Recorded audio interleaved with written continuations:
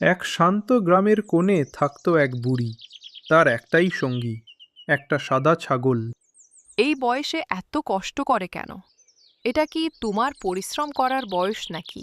আমার তো আর কেউ নেই, এই ছাগলটাই আমার সব।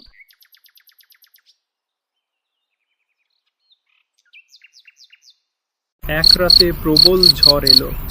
ছাগলটা মাঠে ছিল। বুড়ি ছুটে গেল তাকে খুঁজতে। চাঁদা, কোথায় গেলি রে? তুই তো জানিস তুই ছাড়া আমার আর পৃথিবীতে কেউ নেই। এই বৃষ্টির রাতে তোকে কোথায় খুঁজে পাবো? দেখি সামনে গিয়ে। সকালে লোকেরা দেখে বুড়ি গাছের নিচে নিস্তব্ধ পড়ে আছে, কোলে তার ছাগলটা।